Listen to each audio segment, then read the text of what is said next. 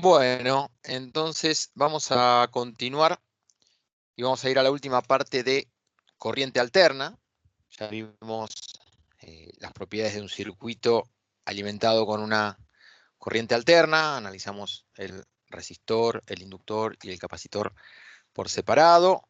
Luego vimos el comportamiento de un circuito RLC, perdón, RLC serie básico, no vamos a complejizar más que eso. Y de ahí sacamos parámetros importantes como la forma que va a tener la corriente, que va a seguir a la fuente que lo alimente, sea seno o coseno, va a mantener la frecuencia, y lo repito porque surgió muchas veces y va a seguir surgiendo, la frecuencia la impone la fuente, la característica principal de una fuente va a ser las distintas frecuencias que me puedan proveer justamente las distintas fuentes. En continua solo teníamos que preocuparnos por su valor, 3 volt, 5 volt, 8 volt, 12 volt. En alterna nos preocupamos por su valor, que ahora pasa a ser el valor máximo de una senoidal, y por la frecuencia, 50 Hz, 60 Hz, 1 GHz, lo que sea. Y cuando el circuito es RLC, la reacción del circuito es una corriente que va a tener un corrimiento de fase respecto a esa alimentación de la fuente, y esa fase o ese ángulo de fase era producido por básicamente los elementos reactivos, ¿no? Se empiezan a llamar así a partir de ahora. ¿Quiénes son los elementos reactivos? El capacitor y el inductor. Después vimos la frecuencia natural de un circuito, que es una frecuencia específica y única que lo define, y en la cual, si la fuente de alimentación justo coincide su frecuencia de alimentación con la frecuencia natural del circuito, si hay una exacta coincidencia, el circuito entraba en un modo de trabajo que se llama resonancia. Trabaja en resonancia. Eso fue lo segundo que vimos. Y hoy, para cerrar el capítulo de corriente alterna, vamos a ver lo que vimos en todos los circuitos hasta ahora, que es cómo se desarrolla y se mide la potencia en circuitos de corriente alterna. Así que vamos a hacer el mismo camino. ¿Ven? Vamos a ir destacando cómo se comporta el resistor, el inductor y el capacitor, cada uno por separado. Y después vamos, lo mismo que hicimos antes, a analizarlos en conjunto, principalmente partiendo de algo muy práctico, que es el diagrama fasorial. Ellas se imaginarán, así como vimos el diagrama de impedancias o triángulo de impedancias, el triángulo de tensiones, el análisis más práctico, más visual para potencia es el triángulo o diagrama de potencias. ¿Está bien? Y digo de potencias en plural porque justamente es un triángulo y vamos a tener tres potencias a observar y ver qué relación guardan entre las tres. De hecho, en verdad son cuatro, porque hay un vector que es la suma o la diferencia de dos, lo mismo que pasaba en impedancia y en tensiones. Así que vamos a hacer el mismo caminito. Bien, dicho esto, partimos de cosas que ya no necesitan mayor profundidad. Es la expresión general que teníamos de potencia, ya deducida y vista en capítulos anteriores, donde simplemente multiplicamos tensión por corriente. ¿Cuál es la situación nueva en corriente alterna? Que ya no son dos constantes, no son dos continuas, sino que son dos expresiones. ¿Ven? Y van a ver que muchos libros de texto usan o la cursiva minúscula o la imprenta así media itálica para describir que algo es en función del tiempo. También vean que en general las letras así más derechitas se usan para continua, y cuando hago estas inclinadas o cursivas y mayormente minúscula terminan representando al tiempo. A mí me gusta más otra notación, pero es una cuestión hiperpersonal, que siempre me ayuda a describir algo en función del tiempo, que es ponerle justamente, ya me conocen, Adriel usa lo mismo, que es ponerle que algo es en función del tiempo. ¿Está bien? Y eso para mí, ya en mi cabeza, no importa mayúscula, minúscula, lo que sea, ya me está diciendo, esto es una expresión. Con lo cual, ¿por qué hago tanto hincapié en esta parte? Porque la expresión de potencia es el producto de dos funciones, ¿no? Automáticamente va a ser el producto de dos funciones trigonométricas más el corrimiento de fase, que lo puedo representar en la corriente o en la tensión, eso depende de los autores, en que a mí me gusta ponerlo en la corriente, porque la tensión es como la fuente y para mí es como intocable, pero en algunos libros van a ver que ese ángulo phi a veces está sumando o restando a la tensión. A mí me gusta en la corriente, pero matemáticamente claramente es lo mismo, ¿no? Electrónicamente, para mí tiene otro significado ponérselo a la corriente. Vamos con el primero, entonces, de los ejemplos, que es la potencia en el resistor. Es más fácil verlo primero gráficamente, también en nuestro diagrama temporal, y después vamos al diagrama, al análisis más, al analítico, ¿no? ¿Por qué digo esto? Porque es muy visual esto. Fíjense una cosa. Partimos de lo que dijimos recién, ¿no? Potencia es B por I. Quédense con eso en la cabeza. Después vemos las expresiones. Potencia es B por I. Entonces, lo bueno que tenía el resistor es que el ángulo de fase es cero, o que directamente podríamos decir también que no estaban desfasadas las dos magnitudes. Entonces, en celestito está representado la tensión, en violeta está representado la corriente y la potencia es la multiplicación de esas dos expresiones. ¿Qué me da la multiplicación punto a punto de estas dos expresiones? Fíjense si está corrido o no respecto al cero, ¿no? Miren solamente las dos senoides. Durante el semiciclo positivo de B y de I, el producto, que es justamente B por I, esto que está en negrito, me da positivo. ¿Ven? Multiplicar todo este semiciclo positivo por todo este semiciclo de valores positivos, más con más, me da más. Durante el semiciclo negativo, que es absolutamente coincidente de la tensión y de la corriente, estoy multiplicando valores negativos por valores negativos. El famoso menos por menos. Menos por menos, sabemos que da más. Con lo cual, la representación termina siendo otro semiciclo también positivo. ¿Está bien? La potencia sobre el resistor es un valor siempre, siempre positivo. No hay manera de que dé negativo. Matemáticamente creo que está claro, si no, me interrumpen y me preguntan. La idea es decir, bueno, profe, ¿y físicamente qué significa esto? Bueno, significa que en el resistor se desarrolla potencia. Se consume, mal dicho, o se disipa, que es un término muy, muy técnico. Decimos que se disipa corriente, perdón, potencia. Y esto lo estudiamos también. ¿Cómo se llamaba el efecto este de que se calienten los elementos resistivos cuando pasa una corriente? Díganlo, por favor. Joule. Gracias, ahí. Es el efecto Joule. ¿Bien? Entonces, hay un desarrollo de potencia dentro del resistor, o sobre el resistor, perdón, que varía cíclicamente. Obviamente, también acá la potencia va en función de la frecuencia, tiene una forma senoidal, ¿eh?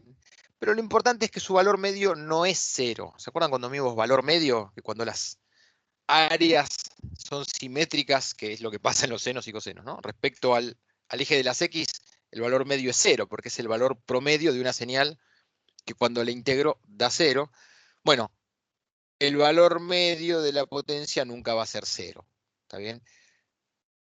Esto significa que en el resistor hay desarrollo de potencia. ¿Bien? A esto se le va a llamar potencia activa. Sobre ese nombre no lo anoto ahora porque aparece más adelante, pero eso es cuando empecemos a ponerles nombres concretos. Lo importante es que la potencia en el resistor existe, por cada semiciclo hay, y esa potencia se consume, entre comillas, aunque no me vean, estoy haciendo el signo de comillas. ¿Por qué insisto tanto esto? Porque no va a pasar lo mismo en los elementos siguientes. Entonces lo que acá es visual, obvio o claro, no va a ser tan obvio o tan lógico en los otros elementos. Desde el punto de vista matemático y yendo directamente a cosas bien prácticas, el valor medio es este de acá, un medio de B por I. Después vamos a desarrollar las fórmulas con mayor extensión, así que por el momento simplemente quédense con entender esta parte de que hay una energía que en el resistor desarrolla un trabajo, se consume o se transforma, mejor dicho, y no retorna nada a la fuente. Aunque no hayan entendido esta última frase, la vamos a desarrollar más adelante. Otra vez, más allá del nombre y de la fórmula, que después nos metemos más de cabeza en eso. Hasta acá, ¿se entendió? ¿Preguntas con esto? La parte gráfica sobre todo. ¿Se entendió el producto de B por I, que da una potencia por encima del eje X? Y esto siempre va a dar necesariamente un área positiva. Esto es una potencia que les dije, acá no lo dice, pero es en función del tiempo. Bien.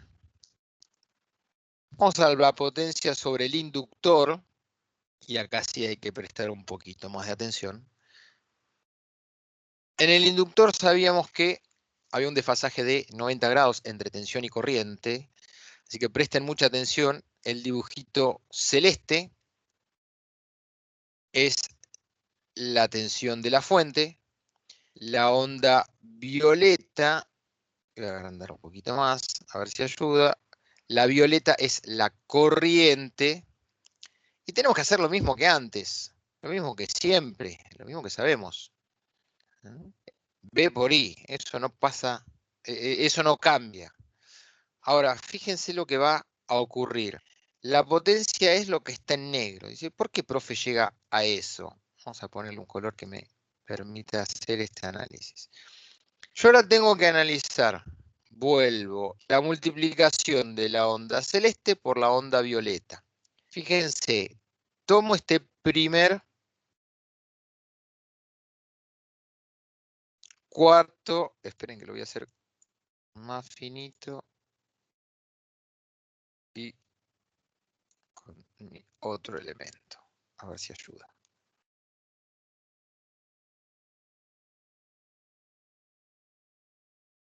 Tomemos este primer cuarto.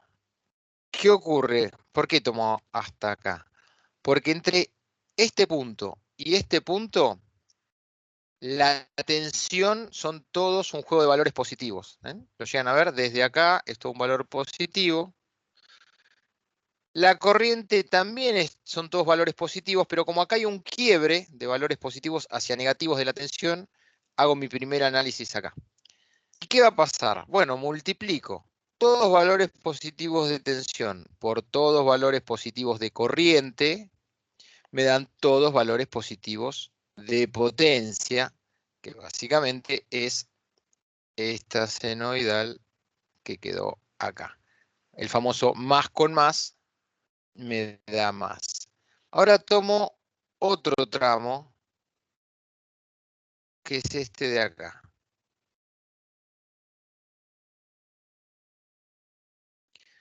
¿Por qué, profe? Y porque tomo todos los valores positivos de la corriente, y como acá hay un quiebre hacia valores negativos, corto mi análisis ahí. ¿Y qué pasaba en este tramo con los valores de tensión? Son todos negativos. Entonces, en este tramo tengo valores negativos de corriente, negativos de tensión. Perdón. positivos de corriente, la violeta que está por arriba, negativos de tensión, más por menos me da menos. O sea que la potencia, que es el producto, me va a dar un semiciclo hacia abajo. Misma lógica acá, vuelvo a dividir mi análisis en esta parte, y acá voy a tener lo mismo, ya me voy adelantando. Vuelvo a mirar en este tramo de abajo, valores negativos de corriente, valores negativos de tensión, menos por menos me da más. Y el último tramo, positivos de corriente, perdón, positivos de tensión, negativos de corriente, más por menos, menos.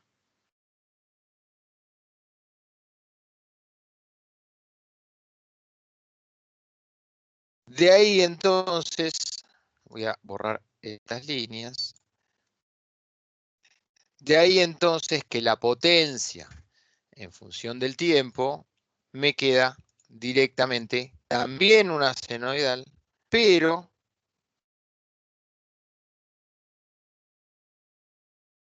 que hay distinto respecto a la potencia en el resistor. A nivel forma, no hace falta que se metan en detalles concretos. ¿Qué ven en esta potencia en función del tiempo distinto a esta potencia en función del tiempo? Gráficamente. Que cambia de signo. Porque en otras palabras, creo que está bien lo que dijiste, Que pero en otras oscila palabras, entre negativo y positivo. bien, bien. Y en forma simétrica, ¿no? O sea, Claro. no está desplazado. O sea, el eje X pasa justo para la mitad. Bueno, eso me trae una sola conclusión. Por eso decía que lo de antes parecía muy obvio y ahora esto puede llamar la atención. Pero la potencia media, en el caso de un inductor puro, está bien, en un circuito ideal, pero realmente pasa esto en el inductor, es cero. La potencia media es cero. Entonces, profe, no pasa nada. Sí, entrego potencia durante el semiciclo positivo y el inductor devuelve potencia sobre energía, llamémosle mejor dicho, ¿no? Entrego energía en el semiciclo positivo, devuelve energía en el semiciclo negativo. ¿Cuánto? Lo mismo que entregué, lo mismo que vuelve.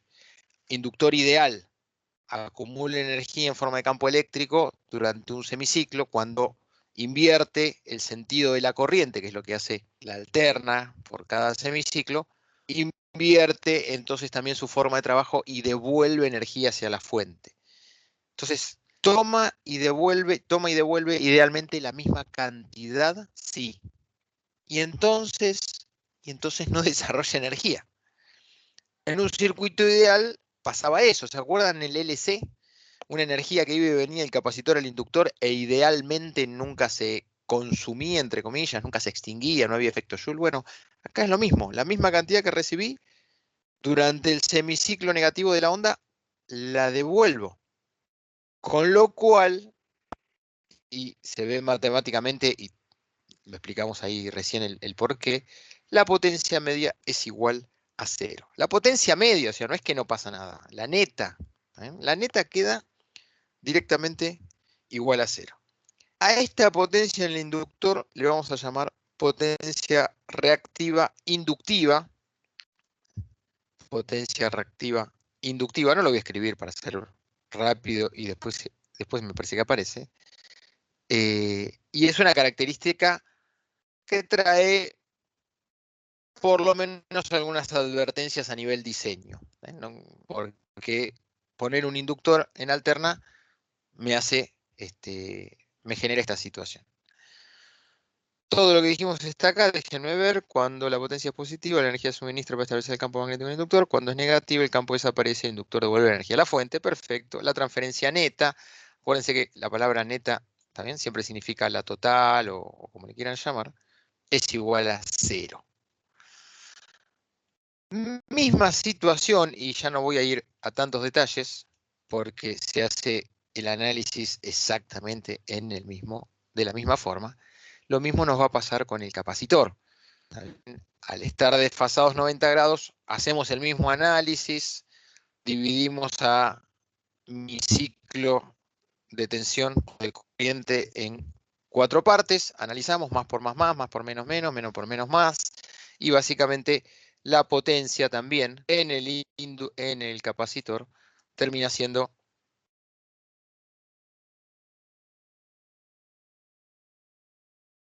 lo que está acá indicado en negrita. Yo le marco las áreas.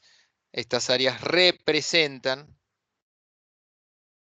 la cantidad de energía que se acumula y que después vuelve literalmente a la fuente o hacia el suministro de tensión. Entonces es una energía que no tiene una utilidad, va y viene, va y viene.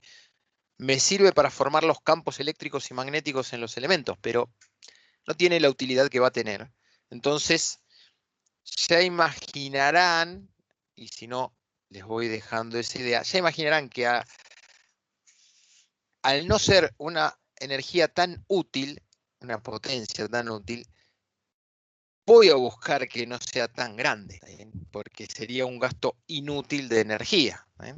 Que estos elementos acumulen mucha energía y la devuelvan. Si en el final del camino no la estoy usando para algo productivo, cuando digo algo productivo es ¿para qué uso la energía eléctrica? Para iluminar, para calentar, para que gire un motor.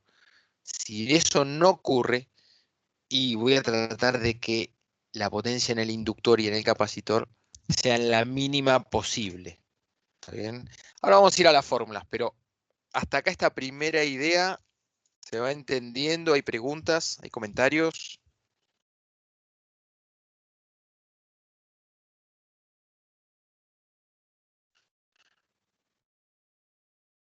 Bien.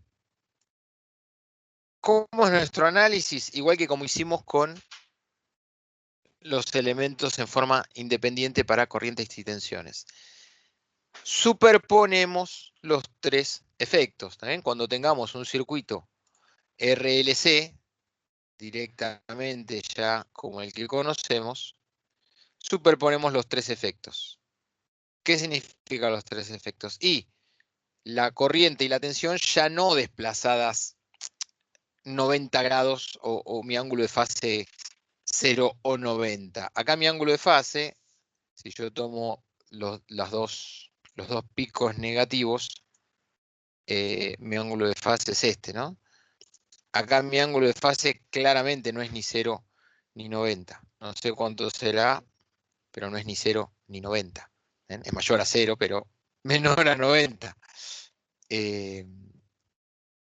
Así que acá ya hay una expresión, una representación de un circuito RLC.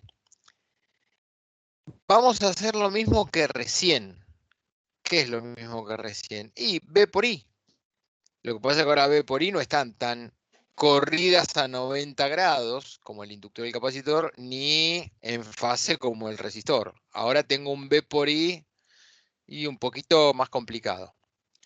Pero bueno, lo hago igual.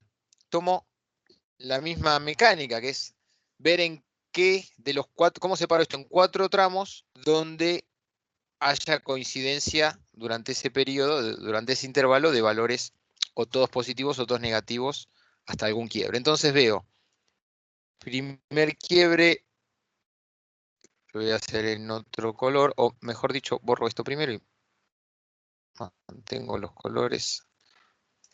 O si no, no, hay un color que no se haya usado hasta acá. Perfecto. Fíjense, D sigue siendo el celestito, la corriente sigue siendo el violeta. Entonces, como acá la tensión pasa de valores positivos a negativos, tomo un quiebre. Acá la corriente pasa de valores positivos a negativos, así que tomo un segundo quiebre. Este es otro. Y finalmente tengo este de acá. El seno en rojo, como lo fuimos haciendo antes. Y la potencia es el producto de las dos. Cuando en mi primer tramo, hasta esta línea vertical verde, miro el juego de valores, que a propósito lo busqué así, no es casualidad, corriente y tensión son todos valores positivos. Más por más. El resultado es que el semiciclo de la potencia que corresponde a ese producto es todo positivo. Más por más. Tomo este tramito cortito que me quedó acá. Fíjense. Tensión negativo. Corriente positivo. Más por menos. Menos.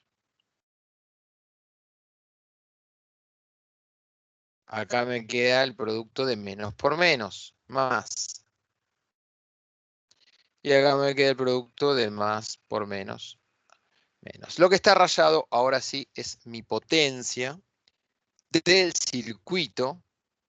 Y otra vez, por ahora no estoy haciendo hincapié en las fórmulas, pero ¿qué es lo interesante que ven ahora con respecto a este análisis que hacíamos recién a nivel energético?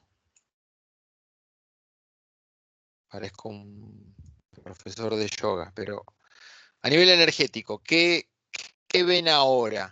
Ya en un circuito RLC, ¿está bien? Recuerden que esto ya está representando un circuito RLC con un ángulo de fase, ¿está bien? Ya esto es más cercano a la realidad. Mientras yo dibujo, ¿qué ven ahora? ¿Qué observan?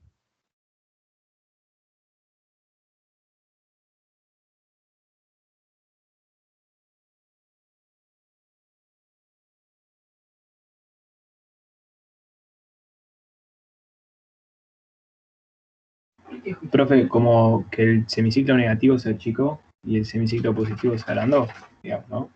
Algo así. No te escuché del todo. ¿Que el semiciclo positivo y negativo qué cosa? Que el negativo como que se achicó de la potencia y el del positivo como que aumentó. Bien, perfecto. El semiciclo positivo de la potencia es mayor al negativo. No quiero decir si se achicó o se redujo con respecto a algo, pero sí lo que veo acá, sin compararse con otra cosa. Veo lo que dice Teo, el semiciclo positivo es mayor al negativo. ¿Y qué les había dicho? El positivo es la corriente que, energía que recibe el circuito. Y los negativos son energía que devuelven. Tómenlo como eso porque me parece que es la clave. Toda la parte positiva es energía que toma o que recibe, ¿no? Es un tema de perspectiva nada más. De la fuente. Y la parte de las áreas negativas es energía que no utilizó y que devuelve. ¿Cuál es la conclusión entonces?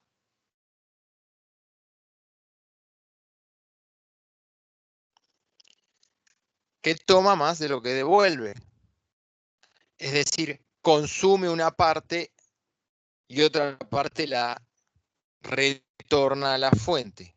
Esto es lo que yo debería buscar, un esquema donde haya una energía que tomo y que utilizo, y no voy a poder evitar que el inductor o el capacitor acumulen algo y la devolverán, pero buscaré que sea lo menos posible. Entonces, la diferencia entre estas dos me va a dar la energía realmente utilizada. Repito, la diferencia entre estas dos, que por ahora no le puse ni unidad ni nada, o sea, lo busco a nivel áreas porque me parece que es lo más visible, lo más visual.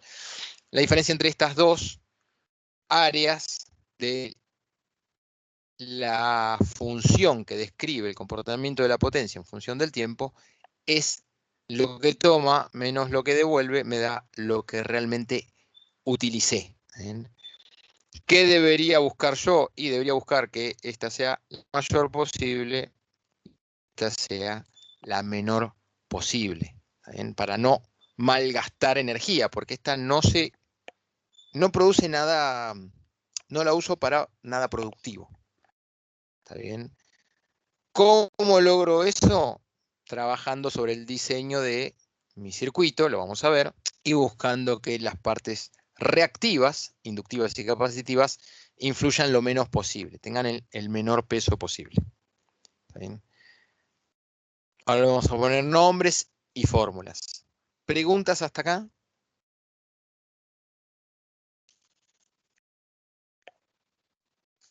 Bien. Empiezan a aparecer, como les dije, las expresiones.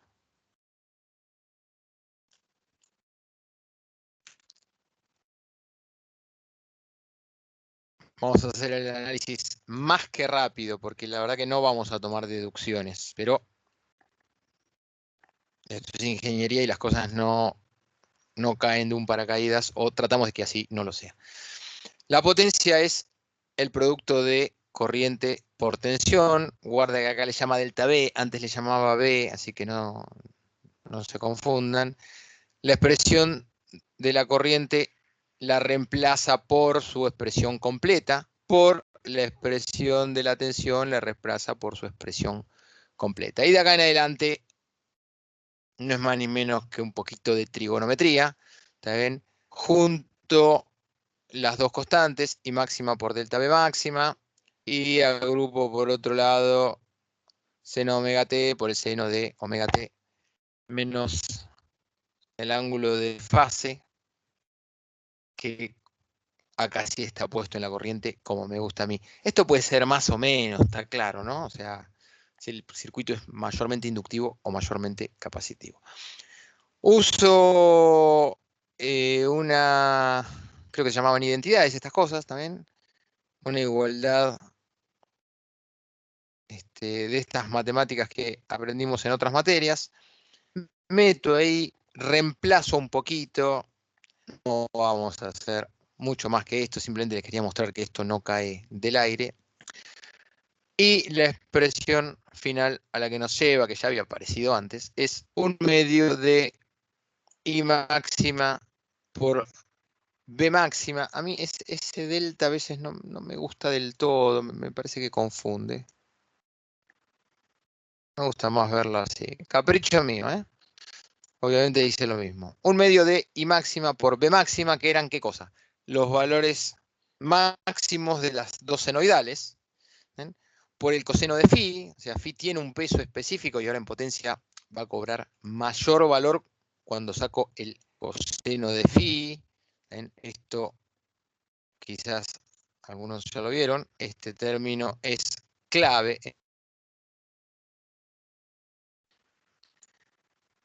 Y de acá sale lo que también aparece por escrito en otros lados, que es repartir este 2 como raíz. Ay, perdón por mi letra. Esto es un pase matemático nada más, pero lo acomodamos a nuestra necesidad.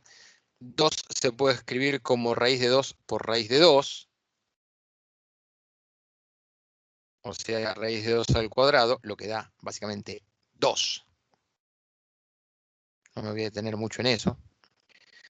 Pero para nosotros, los valores máximos sobre raíz de 2 son ni más ni menos que los valores eficaces, o también les llamamos efectivos, o acá lo pone con su nombre en inglés, que también se los di, que es RMS.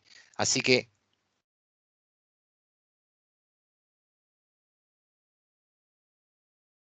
la expresión que también se puede usar es el producto de los valores eficaces de tensión y corriente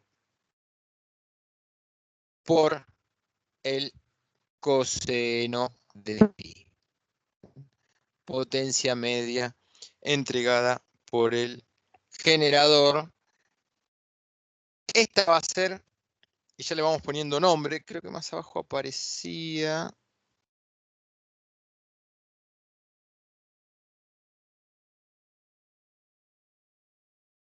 Les dije, se consume, se mide, es de la que se habla. Esta la vamos a llamar potencia activa.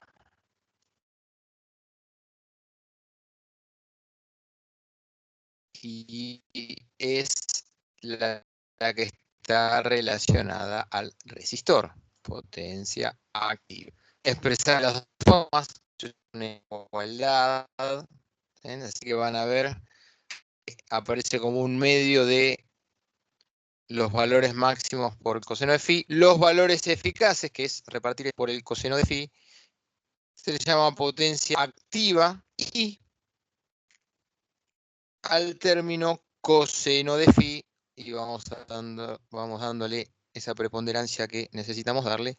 Se lo conoce como factor de potencia. ¿Eh? Factor de potencia. Quizás lo sintieron nombrar sin siquiera haberlo relacionado con lo que estudiamos o sin haberlo entendido, pero el coseno phi es algo de lo que se habla. Vamos a llegar a explicar un poquito más. Por el momento, quedémonos con esta definición. Potencia activa es el producto de los valores eficaces por el coseno phi, donde phi es el mismo ángulo de antes. ¿Está bien? No es un phi nuevo, otra vez, es el ángulo de fase, pero el coseno phi, así como lo escuchan, el coseno phi, se lo llama factor de potencia y ahora vamos a ver qué papel juega en nuestros análisis. Acá vamos a ir un poco rapidito porque quiero llegar al triángulo, que no está, pero lo voy a dibujar yo. Profe, Sí, el coseno de phi vuelvo es ahí. el que aparece en la factura de luz, ¿no? Correcto, a eso hacía referencia. A eso hacía referencia. Sí, señor. Sí, señor. Y si alguien trabaja en una fábrica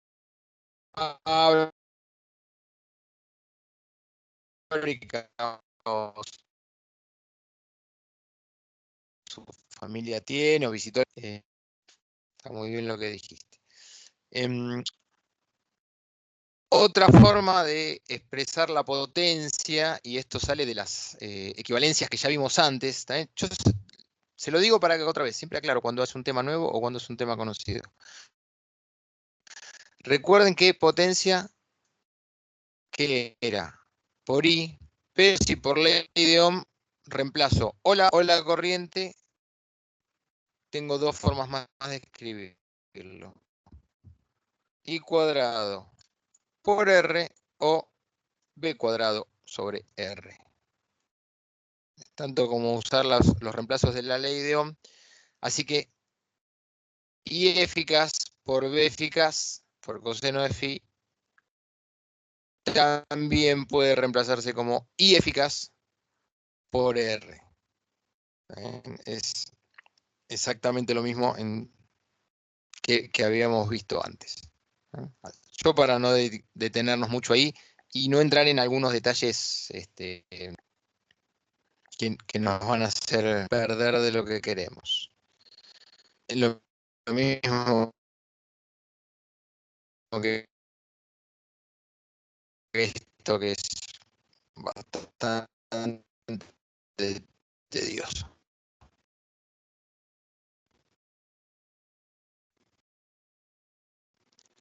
¿Qué llegar? Es activa o después está la acá puede ser inductiva o capacitiva. Acá no sé por qué no aparece el otro término. Recién me doy cuenta.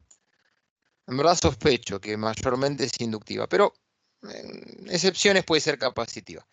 Así que a esa se la llama reactancia reactiva y su letra es la tercera, que es la suma de estas dos, que se le llama potencia aparente, tiene la letra S. ¿Está bien? Tiene la letra S. Y dirán, profe, ¿cómo relacionamos? No sé si está más abajo. No, lo hacemos acá y lo que viene va a ser más rápido. ¿Cómo relacionamos? Activa, reactiva, aparente. ¿De dónde viene cada una? ¿Qué quieren decir? Se los adelanté hace un ratito. La misma forma que usamos, y creo que resulta, para explicar impedancias, tensiones y sus relaciones y cómo se conforman, lo mismo lo vamos a trasladar acá para no volvernos locos con la matemática, que ya demostramos que es muy complicado porque estamos multiplicando senos, cosenos, más ángulos de fase, etc. Vamos rápido al repaso. Nosotros teníamos, por un lado, el triángulo de impedancias, donde de la impedancia del circuito, la total, surgía de combinar la parte resistiva con la parte reactiva. Era la reactancia inductiva menos la reactancia capacitiva. O sea, el aporte del inductor menos el capacitor. En este caso es un circuito predominantemente inductivo, por eso va para arriba. Y acá teníamos el ángulo de desfasaje. De la misma forma construimos, ya lo vimos la clase pasada, es la hojita que creo que les mandé, el triángulo de tensiones, donde teníamos el mismo ángulo phi. Le pongo las flechitas para que nos acordemos que estos son fasores, ¿no? Que esto viene del análisis fasorial del que hablamos al principio. La tensión en el resistor, la tensión de la fuente y la diferencia de tensiones BL menos BC. Ven que hay una correspondencia absoluta. ¿Bien? Estas dos sumadas al cuadrado, raíz cuadrada, dan esta. Estas dos sumadas al cuadrado, raíz cuadrada, dan esta. Entonces, esa hipotenusa siempre habla de la total del circuito. De la misma forma, absolutamente de la misma forma, si a este triángulo de abajo a todos lo multiplicamos por corriente, vamos a hacerlo en otro color, tensión por corriente básicamente es potencia, lo que venimos explicando. Entonces, el triángulo de potencia, ¿cómo va a ser?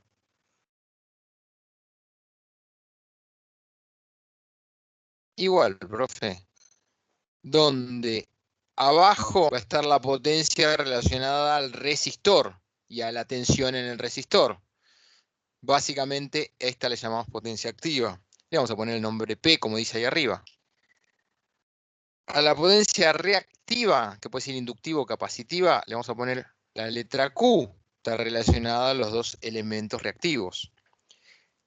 Y en la hipotenusa siempre me queda la total, la del circuito, la que ve la fuente. Esa es la que arriba le llama potencia aparente. ¿Está bien? Potencia aparente, la letra S. ¿Y qué unidades tienen? Matemáticamente son todas V por I, volt por ampere. Entonces aplica lo mismo que siempre, el watt. La realidad es que reservamos el watt solo para la potencia activa y a las otras dos le pusimos un sobrenombre. ¿Está bien si le digo watt? Claro que está bien, pero le puso otro sobrenombre. A la reactiva se lo llaman volt-ampere reactivos. Volt-ampere, y hay una R chiquitita, reactivos. Y a la que es aparente,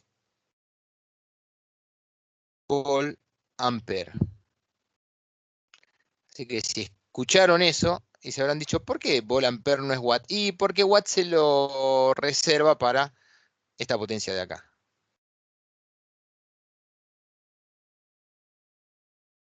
Bueno, no es el día de las flechas.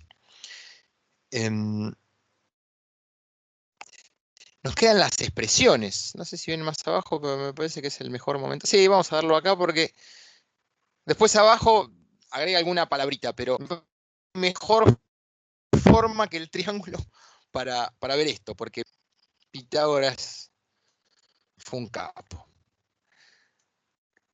Fíjense, el único que habíamos dado hasta ahora era este. Está en términos de valor eficaz, pero básicamente es lo mismo, ¿no? B por I por el coseno de phi por I por el coseno de phi. Vamos a escribirla acá abajo.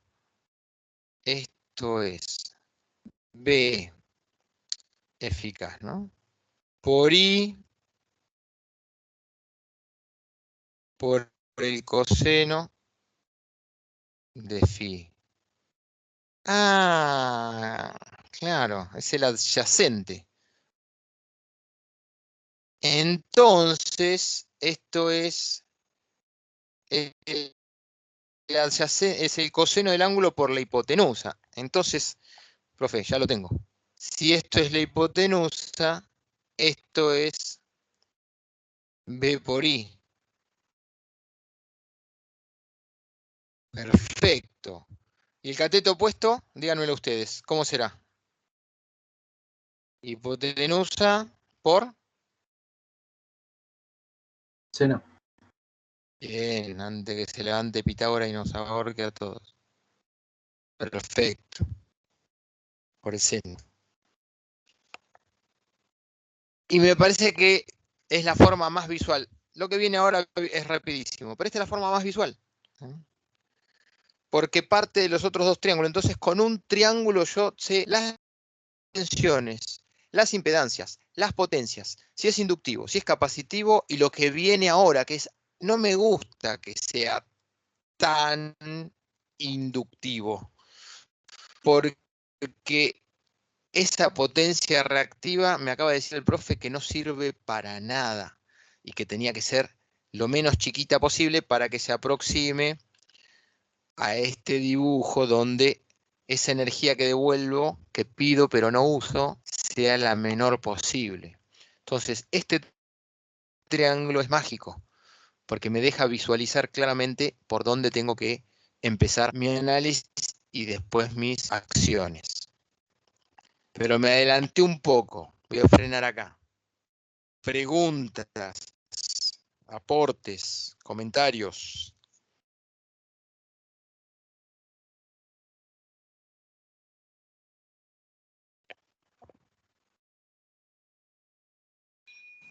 Para equilibrar ese triángulo es que hay en las industrias unos cosos azules gigantes que miden en kilovoltiamperios, ¿no? O la Sí, unidad de señor.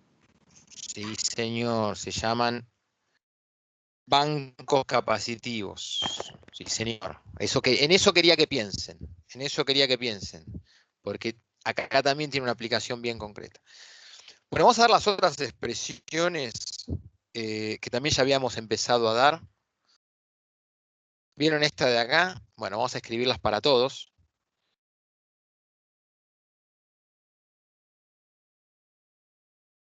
¿Dónde está mi puntero? Acá está. Otra forma de calcular esto entonces es I eficaz al cuadrado por R, porque este segmento se corresponde con R. La otra forma de obtener Q, ¿cómo es? I eficaz al cuadrado. Digo, si no tenemos la tensión, o sea, son reemplazos que después por ahí en un problema nos sirve. Por la parte reactiva, en este caso es XL menos XC, que es ese segmento. ¿Y esta cómo será?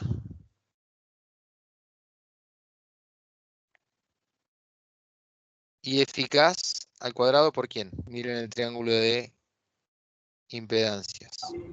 Por Z. Por Z.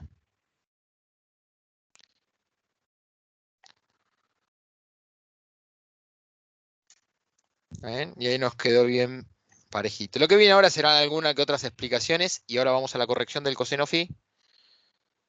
Pero esto que está acá, a mí, espero no equivocarme, a mí me aclara todo. Yo por lo menos cuando me pierdo voy acá. Yo no me acuerdo de esto de memoria, pero voy dibujando y me sale. Es, es, es el mejor machete que alguien puede tener, o que a mí históricamente me sirvió para potencia en alterna. Bien.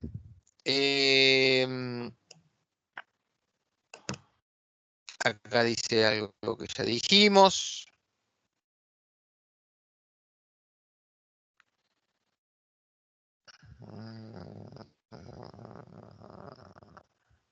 Acá dice algo que ya dijimos.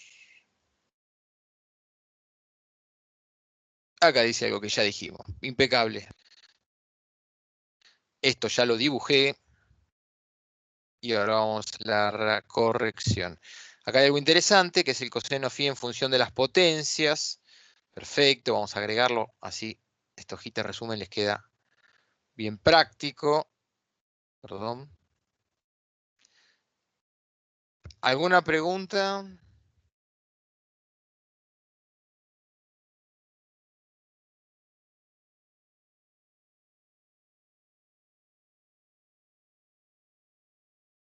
Adyacente sobre hipotenusa, ¿no? Coseno adyacente,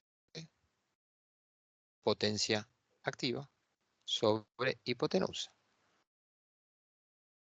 Y este es el punto de partida.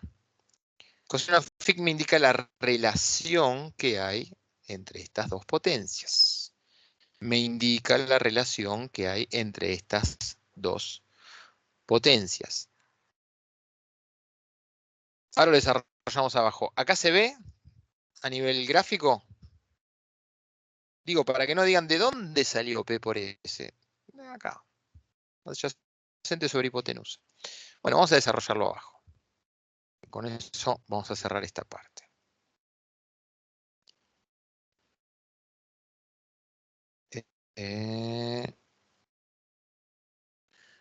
Tengo un huequito para escribir un poco sobre el tema. No quiero borrarlo de arriba. Bueno, vamos a hacer una cosa, miren. Voy a hacer algo práctico para ustedes.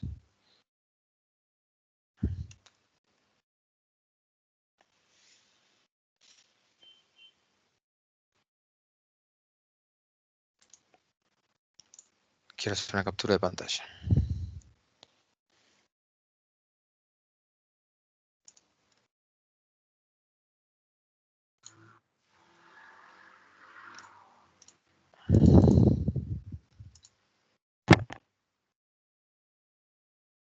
Así borro sin cargo de conciencia.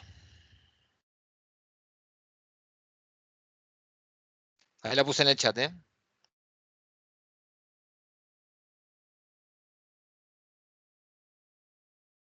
Ah, esto me lleva más tiempo.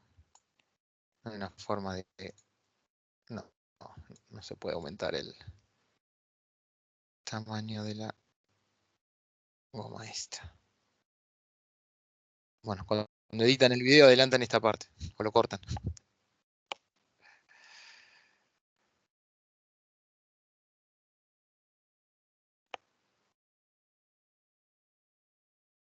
No, eso estaba bien. Bueno, me aburro, ya con eso está. Déjenme repasar si hay algo acá que no quiero que se me escape.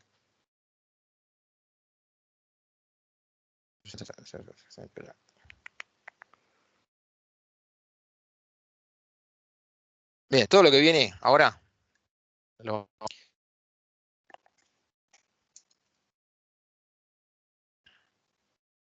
Imagínense esta situación.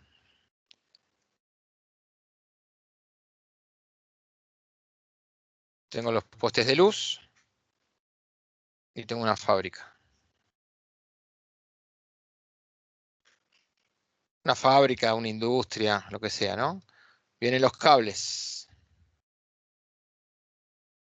Los cables llegan a la entrada, a un tablero general, y de ahí se distribuyen. Yo acá adentro tengo toda una instalación que básicamente es un circuito RLC. No tan simple, no todo en serie, varía todo el tiempo, pero los elementos de un circuito son R, L y C. ¿Está bien? Entonces, tengo un circuito alimentado con alterna, RLC, lo mismo que estamos estudiando en esta unidad. Mayormente, en las fábricas, en la industria, hay muchos motores, no motores a explosión, los motores eléctricos. ¿Por qué? Y porque tenés el torno, porque tenés agujereadoras, tenés la fresadora, tenés el horno eléctrico, tenés el, no sé qué, un montón de elementos, de maquinarias, máquinas industriales, que tienen un motor eléctrico. Y el motor eléctrico básicamente tiene adentro, y nosotros lo estudiamos, espiras, espiras, espiras y espiras. O sea, mucha componente inductiva,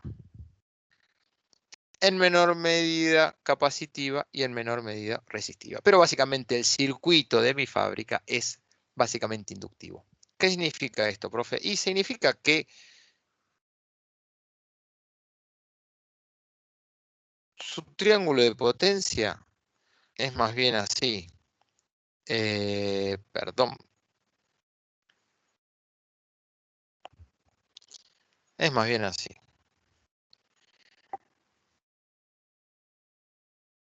Y dijimos que ese es lo que yo tomo a la entrada. Es mi potencia que yo le pido a la fuente. En este caso la fuente es Edesur o Edenor. Pero lo que yo termino realmente utilizando es P.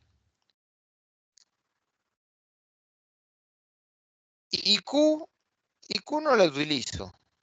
Q es una cantidad de energía que cuando es muy grande su componente inductiva o capacitiva, pero en general es la inductiva, pide mucha energía que no utiliza y que la vuelve a la red, pero no es que la vuelve, soy bueno, Edenor la guarda y la vuelve a distribuir. No la utilizo, es un consumo innecesario de energía que no vuelve para reutilizarse. Ese es el primer problema, ¿no? Que yo pido más energía de la que utilizo. Es el primer problema a nivel matriz energética, llamémosle. Se usa para otra cosa la palabra matriz energética, pero no importa, para que entendamos. La proporción de energía que pido, la cantidad de energía que pido no está en proporción con la que utilizo, porque siempre hay una parte que no utilizo. Fíjense que el vector S es más grande que el vector P. ¿Saben? Si lo comparan, lógicamente es más grande, eso se puede ver. Esto no es un círculo, entonces Q no es un arco, Q es una línea recta. Esto es un, lo voy a redibujar otra vez porque no quedó muy bien, esto es un triángulo. Entonces, esto está a 90 grados, y ahí lo dibujé mejor. Y lo voy a exagerar. S, que es lo que pido, es bastante más grande que P, que es lo que realmente consumo. Hago la pausita ahí. ¿Eso se ve? ¿Quién es S? ¿Quién es P?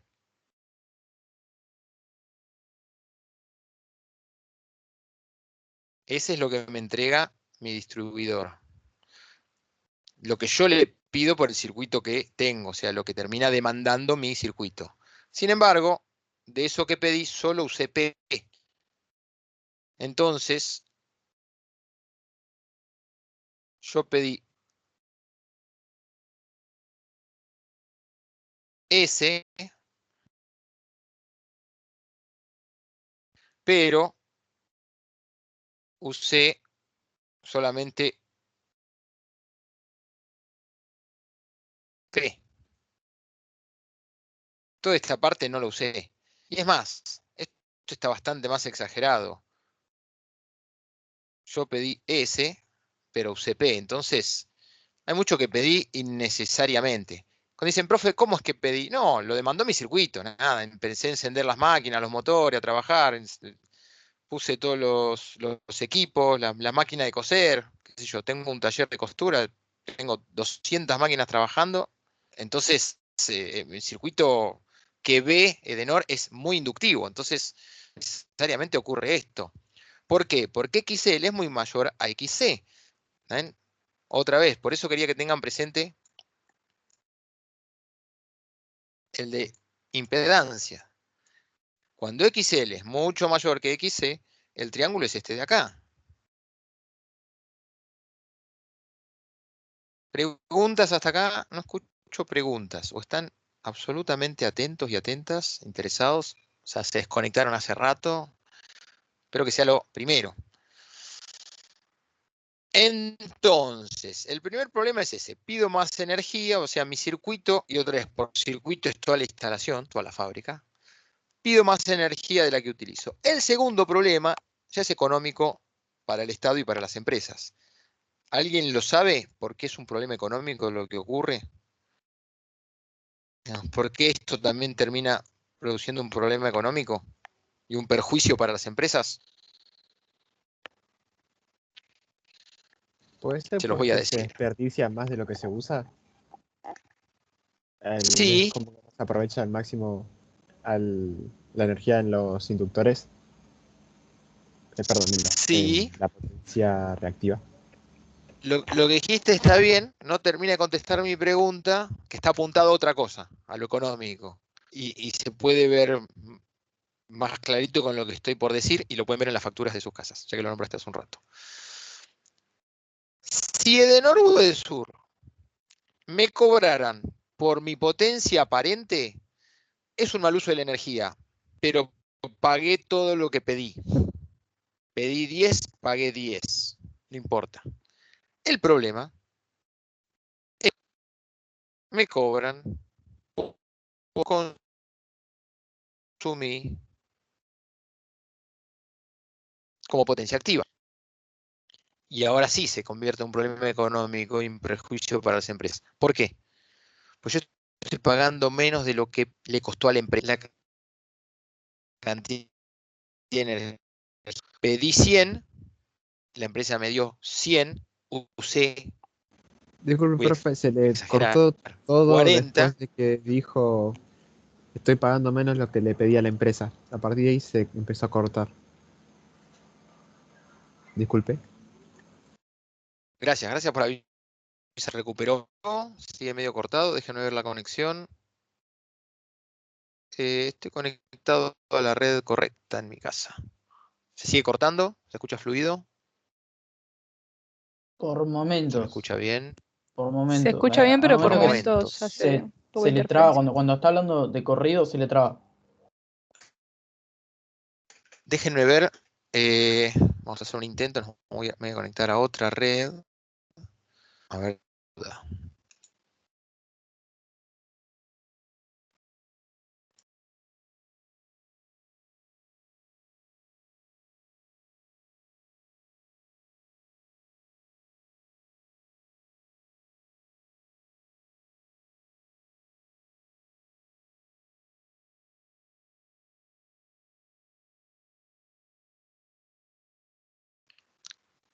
Acá volvimos. ¿Se me escucha bien? ¿Cambió algo? Trato de hablar. Hola, hola. Estamos hablando de potencias. Potencia reactiva. Activa. Ahí se lo escucha bien Ahí fluido. se escucha bien, profe. Bien. Y se sigue compartiendo porque a veces estas cosas hacen que se pierda Sí, la... sí, sí, sigue compartiendo. Por un segundo se cortó, Bien. pero está todo bien. Perfecto. A veces vuelve y a veces no. Estábamos diciendo que lo que del circuito de la fábrica le demanda a las distribuidoras es potencia aparente. Pero la factura viene en base a lo que se midió por el consumo de potencia activa. Y claramente, si la activa es mucho menor que la aparente, la empresa entra en un prejuicio, porque me entregó, por ejemplo, 100 kilovatios, pero yo, como consumí 40, pago por 40. Los otros 60 fueron los reactivos que no sirvió para nada. Entonces, no solo es una falta de conciencia del uso energético del recurso de energía, sino que aparte es un perjuicio porque estoy pagando de menos, porque lo que realmente se puede medir y facturar es la activa. ¿Me siguieron hasta ahí? ¿Se escuchó? ¿Se escuchó bien por lo menos? Sí, sí, profe. Bien.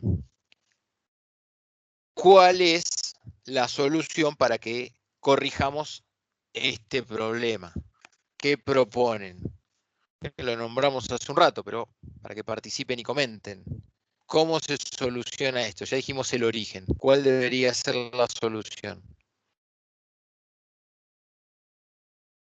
Hay muchas formas de decirlo, así que cualquiera va a estar bien. Reducir la diferencia entre XL y XC. Perfecto. Reducir este vector, que es la diferencia entre XL y XC. ¿Qué va a lograr eso? Que este triángulo vaya achicándose. Este segmento va a bajar. La cantidad de energía que pido y no utilizo va a bajar. Y S se va a aproximar a P. Y voy a pagar muy cerca de lo que consumo. Entonces, ¿qué tengo que hacer? Tengo que hacer crecer este término. Para hacer crecer este término tengo que agregar capacitores en mi red. Entonces, se compran unos aparatitos, se colocan en la entrada, se llaman bancos capacitivos. Son bastante sencillos, pero igual lo tiene que hacer un electricista matriculado. Se certifica, se mide todo esto, obviamente, no voy a dar tantos detalles, aparte realmente yo nunca lo hice. Y se certifica que esto está bien y que se puede seguir trabajando. Todo nace con una inspección. Viene un inspector, lo mide, ve si el coseno phi está fuera de valores, ahora vamos a hablar de los valores, permitidos, le da un tiempo a la empresa para que lo regularice, y si no se empiezan a cobrar multas, o igual se cobra una multa mínima, no sé, digamos, esa parte ya legal me pierdo un poco, pero básicamente hay inspectores que revisan esto y le piden que estén en regla. Entonces, se compra un banco capacitivo y son básicamente eso, una cantidad de capacitores que dinámicamente, según la impedancia de la fábrica o la instalación esa en cada momento, agregan la cantidad de capacidad suficiente para mantener el coseno phi en el número regulado y establecido por una ley. Que eso está más acá abajo, ¿está bien? Y es 0,85. 0,8 en verdad. 0,85, a ver si lo dice más abajo. No, está bien, 0,85. Perfecto. Tiene que ser menor a 0,85.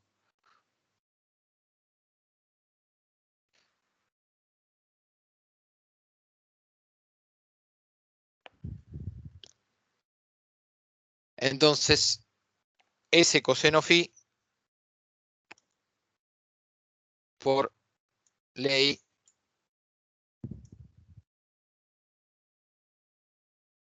tiene que ser mayor o igual a 0,85. Si está por debajo de eso, nos cobran una multa por no cumplir lo que corresponde. Pregunta que alguien quizás lo está pensando y no se anima a decirlo. Pero, profe, lo ideal sería que el ángulo sea 0. Total, hacemos que S y P valgan lo mismo. Directamente compensamos absolutamente la parte reactiva y nos olvidamos. Y ya está, digamos. Con eso el coseno va a dar 1, así que voy a estar por encima de ese 85 re tranquilo. ¿Por qué no puedo hacer eso? ¿Por qué pongo un límite pero no hago que el coseno phi sea 1? O sea, pido que sea mayor.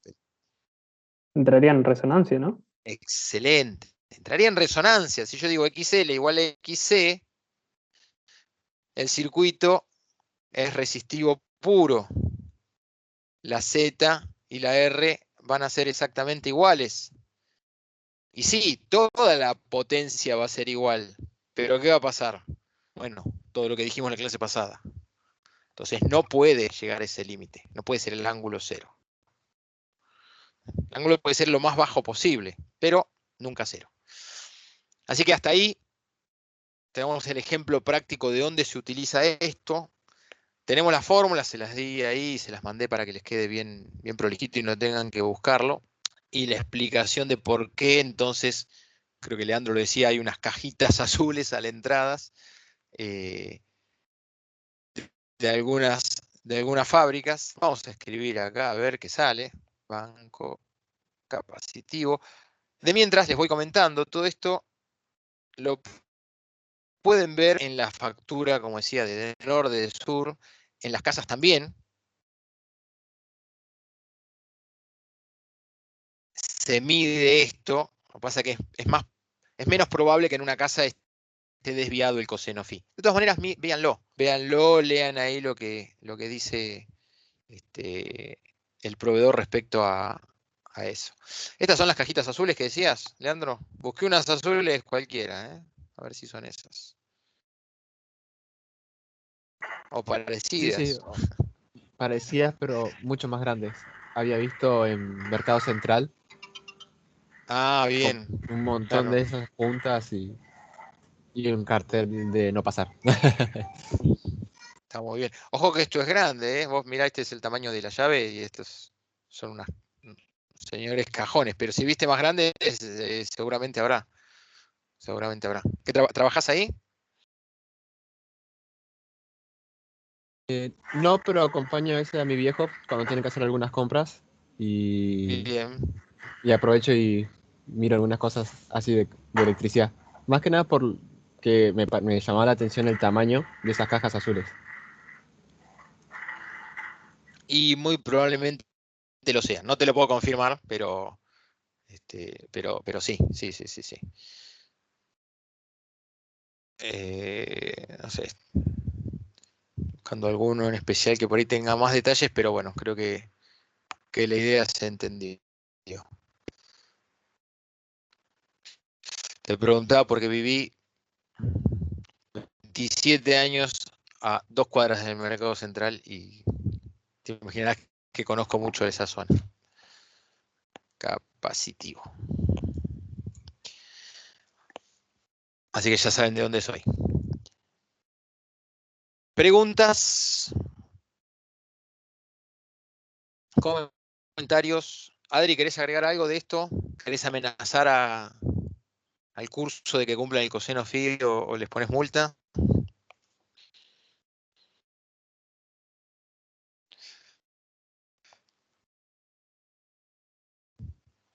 Fíjense las boletas de sus casas, ¿eh? Acá hay una copia de la página de, creo que de Nor o de Sur, no me acuerdo cuál de las dos es. Eh, Creo que esto está en la normativa ahí de la página oficial. Bueno, si no hay preguntas, cerramos la parte de potencia alterna. ¿Eh? Con esto ya cerramos este capítulo. Corto la grabación.